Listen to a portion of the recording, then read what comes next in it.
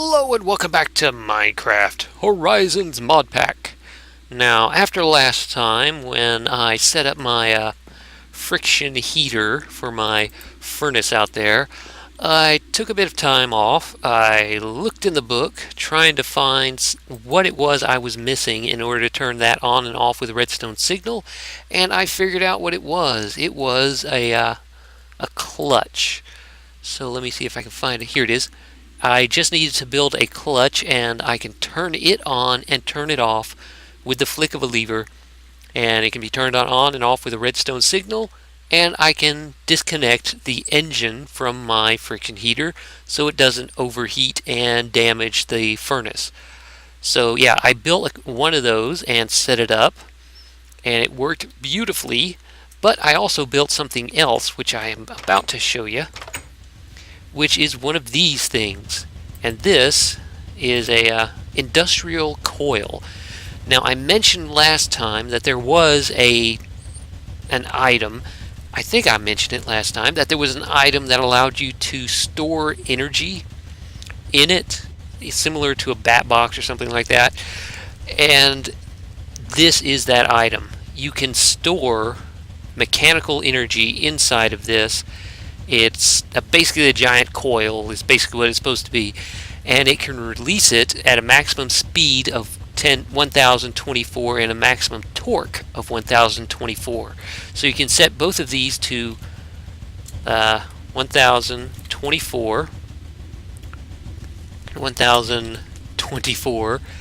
and this one to 1024 as well, but you can't really go over it, so I can put 5000 there. Nah, nothing, it won't do that. So yeah, let me just turn this back down to 0. I don't want it accidentally coming on and wasting energy. But yeah, I can use this to store up the energy from my steam engine with this clutch, and this is the actual clutch. Now, the coil itself, let me click on this, is simple to make. It's just a brake disc, bedrock, not bedrock, tension coil, and just a mount. Which is just a bunch of steel. So yeah, but yeah, it uses large springs to store energy, and you can use it back at a later date. And this is the clutch, and I have a lever right there, and as you can see, it stops spinning with a redstone signal, or without a redstone signal it won't spin. I had that backwards. But yeah, I also built one of these items, which is an angular transducer, which is one of these things. It's just a stick, some wood, and ender pearl, and it works similarly to the screwdriver in that when you right click on a machine, it will show you the inputs and outputs, which is those red and green blocks, as well as giving you the why isn't it storing energy? It should be storing energy. Wait, did I have that on? Ah, there we go. Oh no, I wasted I had this lever on, and it was just wasting energy. Because that's another thing about the coil. It cannot charge while it is discharging. So if you have it runs on a redstone signal, you have a lever turned off and it won't send energy. You have it turned on, it will send energy. And if it is sending energy, it cannot receive energy. So it can't charge while it's being used to power something. So yeah, that is something to be aware of. But yeah, as I was saying, this is the what's it called? The angular transducer is used to show you how much energy is stored in a coil, how much energy is being transferred by these transfer machines like clutches or shafts or gearboxes or anything like that. And it shows you how much energy is being outputted by stuff like steam engines and all that kind of stuff. So this is a great way to check all these settings, check the efficiency and how much energy is stored without actually using your screwdriver, which when you right click on it twitches the machines. It turns them around and stuff. So which is something you don't really want to do whenever you want to see how much energy a machine is taking in or putting out. So yeah, this is a nice little device, and I made one of these off camera because I wanted to see if it worked. I also made this coil so I could figure out how it worked. But yeah, one of the reasons I wanted to make the coil is because I wanted to power a what's it called? Rotary. Where is it? This machine right here, the extractor. Unfortunately, I did a bit of calculating, and yeah, the amount of speed it needs to the amount of torque it needs is just so much. It needs so much. Let's see. The amount I need to output is just insane. And I don't think I can do it right now with the setup I have. I mean, I could probably build better engines, but I would need to actually fuel those engines, and yeah, that's just not very feasible at the moment. Because I need to build a whole bunch of more engines to build the fuel I need for like the combustion engines or the jet engines or anything like that.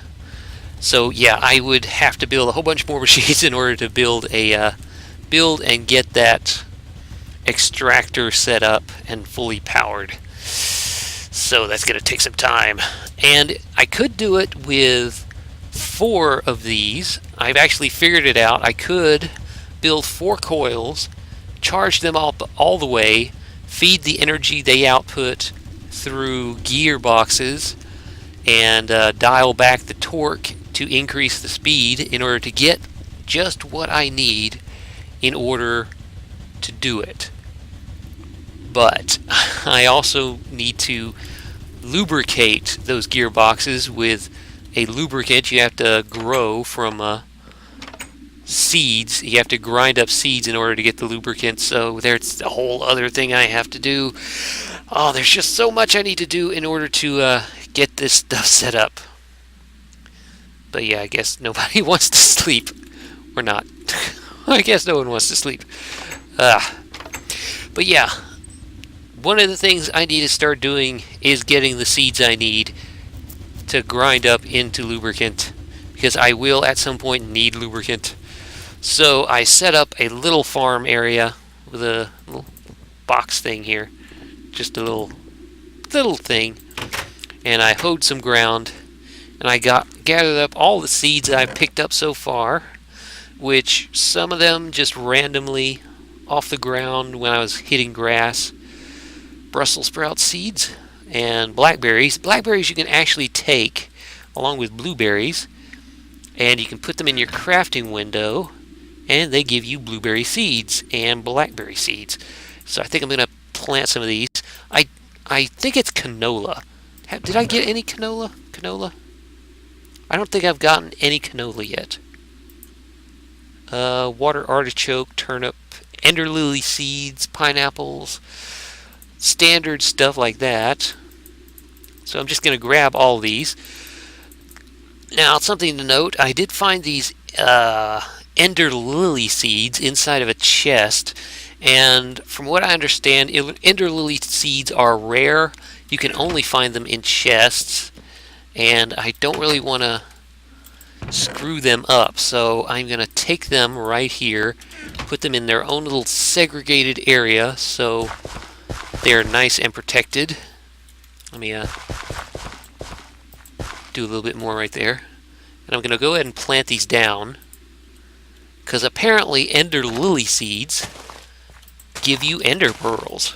So that's going to be interesting. Let me close this gate so they are nice and protected.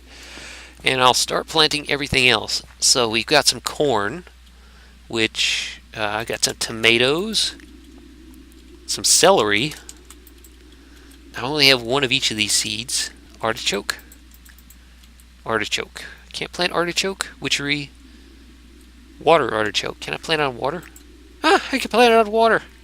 Okay. Let me see. Brussels sprouts, blueberry, blackberry, candleberry. What are candleberries? Sounds interesting. Let's put all the berries and stuff over here. Wait, tile crop name, what was that?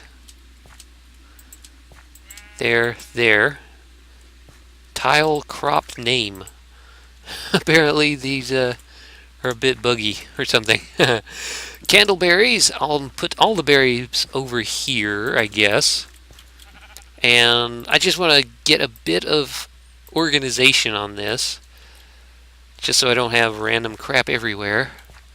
Let's see, that's whatever the hell that is. Peanut seeds, turnip seeds, which those are those wild turnips I keep picking up.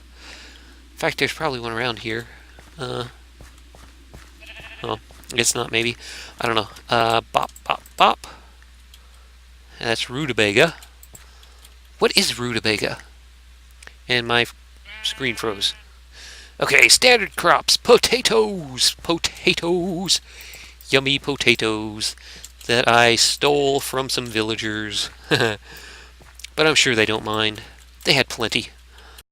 And, ooh, I got some watermelons. So I want to get some watermelon seeds, and these do need to be around directly by water, so bop, and bop. Can I plant them here as well? Will they grow if it's at the corner? I know they normally have to be right next to water in order to grow, but yeah, I don't know. I really don't know. So let's put down some grass. I mean, not grass, normal wheat, and we will let this stuff grow. Now, I don't know how long this stuff takes to grow. I don't know how nutritious it is, but it will be interesting to see. Haha. And that's all my seeds for now. Hopefully these ender lily seeds will grow and give me some ender pearls. Now, something else you may have noticed in the distance. I've started working on my massive new home. It's a bit basic at the moment. In fact, it's basically just a large circle in the sky. But what I plan on having, and as I get closer you can see just how massive it is. What I plan on having is this inner circle will be my living area, with stuff reaching with a dome shape reaching all the way to this bottom platform on each side. It's basically going to have a half sphere here underneath the platform, reaching down from where that is right down to here. That way I can have some rooms in here with storage and all that kind of stuff, maybe some work stuff. And to that end, I've went back down into the mines, all the way down to bedrock, and started mining out everything I could find. I got tons of stone as well as tons of basalt, which is that black rock you could find right down there at bedrock level. And I also picked up some more marble, which I am going to need even more marble later on. So yeah, I'll probably have to mine even more up. But yeah, let's get back up here. Well, not back up here. Let me get up here and show you and explain what it is I have planned. Because this whole area, right, this inner circle right here is going to be kind of a large, I don't really know how to describe it. Let's see. It's going to be a lot. This is going to be the first floor. There's going to be a couple extra floors below this, all the way down to where that platform is, where I can have my machines and my magic stuff and like that. And what I plan on having is right here, right about here, kind of a tower reaching up into the sky, and have one here and on each of the corners where these pathways lead. And I'm going to have like a castle in the sky up on top. below here is going to be a half dome, half like an upside down dome, and on top is kind of a castle thing with towers right here, and maybe some stuff jutting out right here at each of the compass points. So kind of maybe, I don't know. I haven't really decided. Probably like right here, I'll have like maybe a teardrop shape starting with the point right here, reaching out into a large circle, maybe as big as this entire thing right here, jutting out outside right here.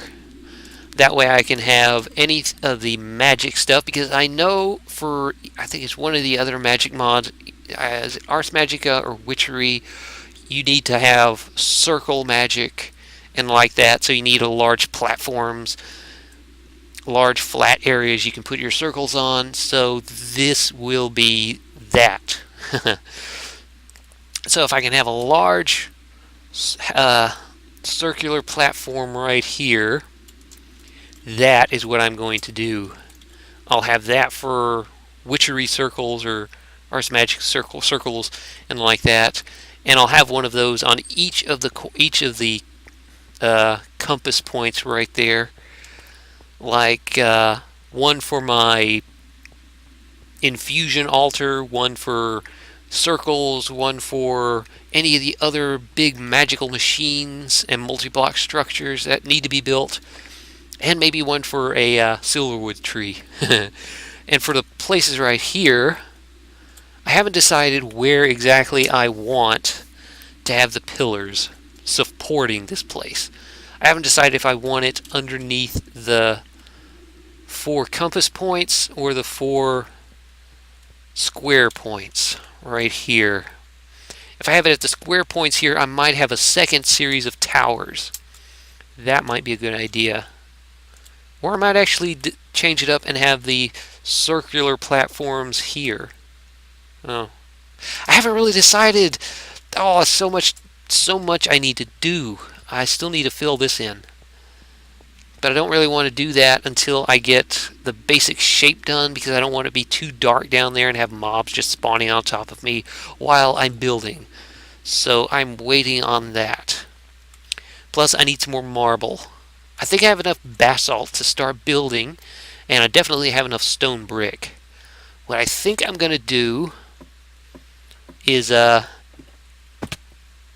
start with maybe stairs going all the way up to that point right there with, oh, I don't know. With maybe basalt between there and this point as the half circle, quarter dome right here. I haven't really decided yet, and it is going to take a lot of time to do that, and I don't know. Do you guys want to watch me build this? I was thinking about doing is actually recording myself building this, but I know that's going to take hours and hours and hours to build this, because I know I'm just going to keep falling down into the water while I'm trying. So yeah, that's a real concern with building something like this. So yeah, do you guys actually want to watch that? Because I could just record myself building this place and just speed up the video. And because I don't have the a second account that I could use to do a third-person perspective recording, you know, have it hovering or on a large pole watching me build as the thing takes shape, and just do a time lapse like that. I can't really do that, so the only thing I could do is record myself building this place and then just speed up the video and put it out in like 15-minute increments, 1 hour's worth of building sped up into 15 minutes. What do you think about that? That sound good? I might go ahead and do that. I might go ahead and record it and get those videos together And yeah. And I don't know. If I do that, I won't release them as a regular video. I'll release them as a supplementary video between regular videos, because just 15 minutes of watching me build is probably going to be boring, especially since it'll be sped up without me really having direct commentary while I'm building. But yeah, that's the basic idea of what I have planned. So I think I'm going to leave this for now and come back to it and maybe do a time-lapse video of it later. But for now, I need to get back to my stuff, because I do still want to build that extractor. I keep having to look at it because I can't remember the name. I do want to get an extractor set up, because it is just so efficient that, yeah, I just want to do it. Now, there is another way I could set up an extractor, and that is powering it with a magnetostatic engine. And what a magnetostatic engine is, it is a engine that is run on a... Where is it? Oh, there it is. Here it is, magnetostatic engine. Now, the magnetostatic engine runs on RF, which is redstone flux, which is what is produced and used by thermal expansion. So I could build one of these and send it through some gearboxes to power my extractor. And all I would need is a redstone energy cell, a redstone coil, and some silver and lead.